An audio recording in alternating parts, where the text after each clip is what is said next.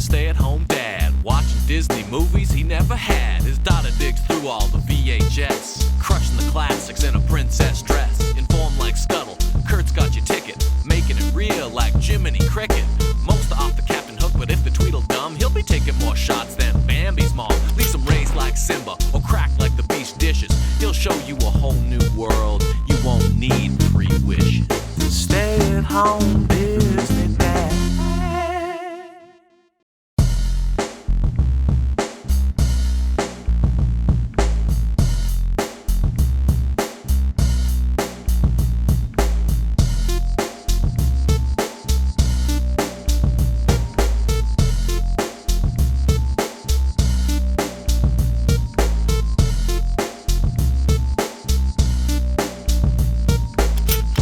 Chicago, 1935. There's a riot. Men in hats are complaining about the labor.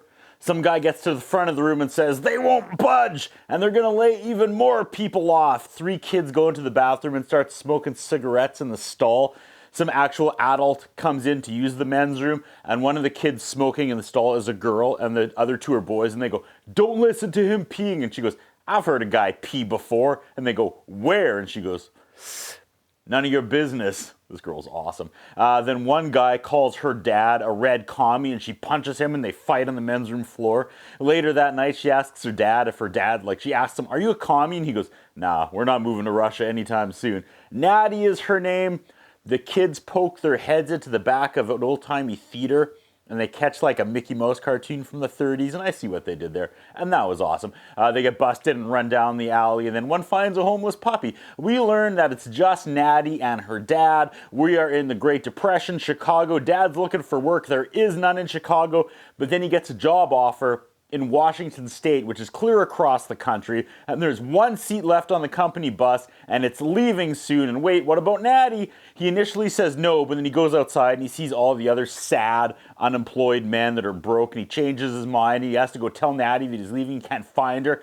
They have a mutual friend named Sherman, and Sherman hasn't seen Natty either. This is giving me anxiety. He's now begging some lady named Connie to look after Natty and promises to send money as he goes off to work and leaves Natty with her. And why does this sound familiar?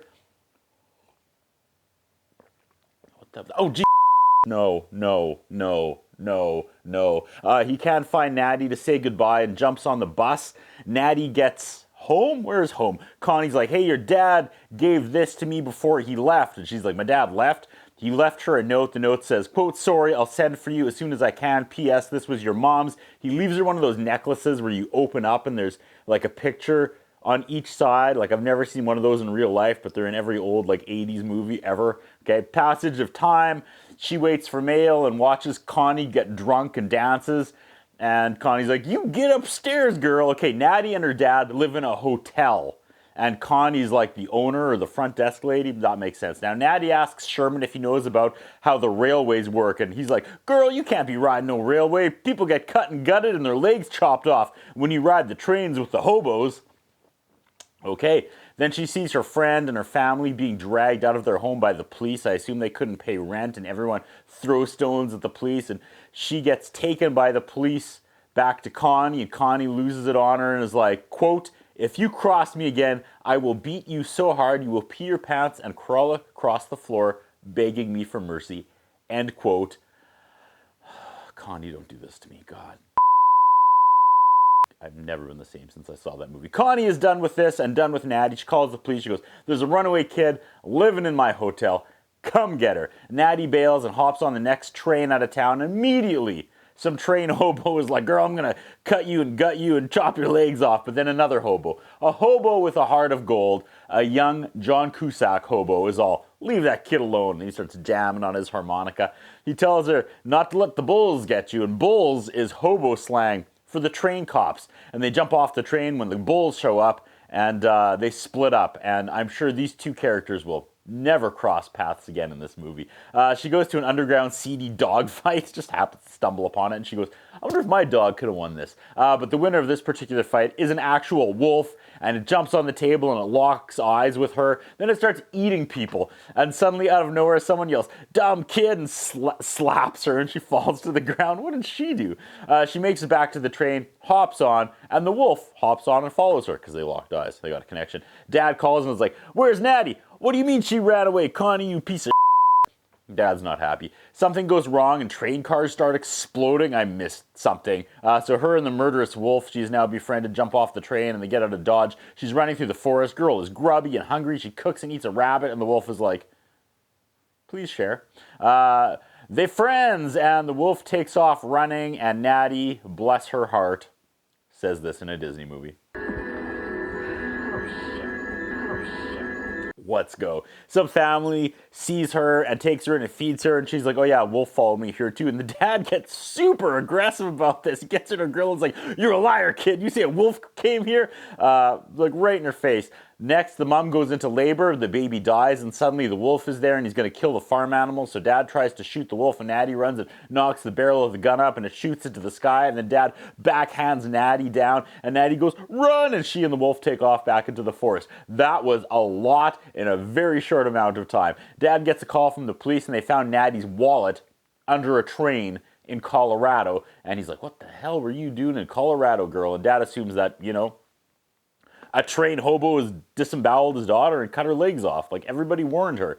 And I made a joke about it earlier, but was that actually, like, the last of John Cusac in this movie? Because he was heavily promoted.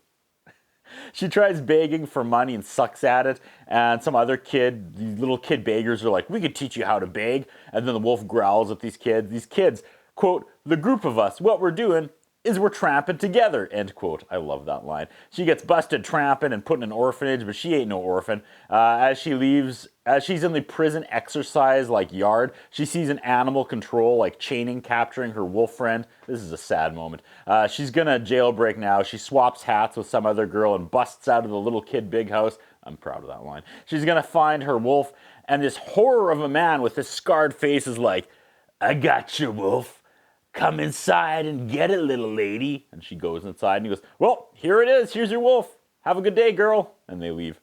Not what I expected. Dad looks for her and doesn't find her. He gets back to work and is a complete to his boss, who gave him time off to look for his missing daughter. He comes back and boss goes, any luck finding your kid? And he snaps and goes, yeah, she's standing right beside me. Idiot. You stupid piece of chill, Dad. Chill. Natty hitchhikes on... some creep picks her up because she's hitchhiking. Goes, you sure are pretty. And oh man, he tries to climb on her in the car, but then the wolf busts through the back truck window because he's in the truck bed and starts eating this guy's face, and they run away together. Yeah, that was pretty epic. That's what should happen to every guy who tries that. As Dad's tree cutting gig, one of the tree toppers dies, and the body isn't even cold yet. And Dad goes, I hear there's a job opening that pays better. I want to be a tree topper. Natty walks through the slums looking for her dad. She warms herself by the fire and tries to steal some food. And here he is. He's back. It's John Cusac. Suddenly, some citizens run in and knock down the shanty town, and Cusac and Natty go back to the roots, so they jump on the next train, and she's like, my wolf, where's my wolf? And suddenly the wolf pops out of nowhere and jumps onto the train car with them. We get some of the absolute worst acting from the train cops. Hey, wait a minute, I thought I had heard something. And he must have been like the Doritos appear in a movie sweepstakes winner or something. Just awful. They get off the train and they walk through the snow, and I had to listen to this 7 times before I figured out what she was saying. I'm fucking, right? I'm fucking, right? Fuck off, kid, will you? I'm fucking, right? There's a train coming, and Heart of Gold vagrant John Cusac is like, here's how it's done, little girl. Climbs onto the roof of the car and extends some sort of platform. They lower themselves into the train. They jump into a cart of rice or something, and then they yell at the wolf, who also jumps in, and they celebrate and they hug. No, John. She's 12, isn't she? No. They get close to where her dad is working in the timber job, the company, and this is getting weird. Cusac is like, no, don't go to your dad, come with me instead. And she's like, I gotta go find my dad, I'm a girl. And he's like, no, little girl, come with me and we can be together. And she's like, 12, John. And then suddenly he's being so cold to her. And now he gets on a bus. And is she going to run beside it as it leaves? And oh, Jesus, they kiss. Okay, is she not 12? This is bugged. John. Okay. It's giving this vibes, right? Blank check. Go back and watch that review. She gets to the tree cutting place, and they're like, he ain't here no more. He might be at base camp, but you can't go there. And then the lady working in the front office gets her Academy Award nomination and does the, is that your dog? Get you and your dog out of here too. I don't know what she said. She writes Harry, that's the John Cusac hobo's name, a letter about how she misses him, and she ends it, quote, love, sincere, oh Natty. And that's the second time in this movie she's dropped the S. Suddenly we hear wolves howling in the distance, and Natty isn't the only one all horned up. It's time for the wolf to go as well. She does the fearful, go on, go, and we write the wolf out. Finally, the lady from the office comes running back around the corner and goes, hey, I just found this. It was never mailed.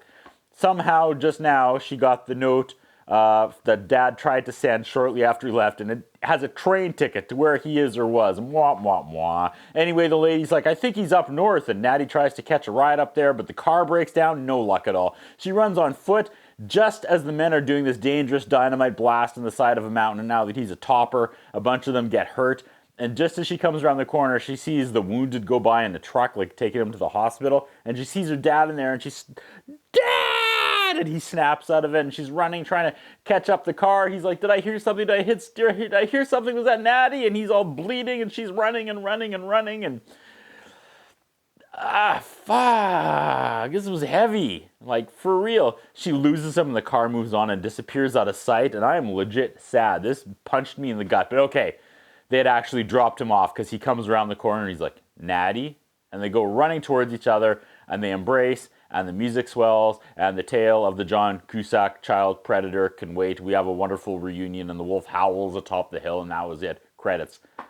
The wolf was played by Jed. Wasn't she really young? Even if she was like 15, dude. John Cusac was like an old hobo. Disney. That's what I think about. What do you think? What we have is a concern about Curtis Anderson. His interviewing style is not the best. His personal appearance is not the best. I was wondering if the man has some kind of a hold over the channel that he's allowed to be employed for so long with the standards of journalism and personal appearance that he has. Thank you.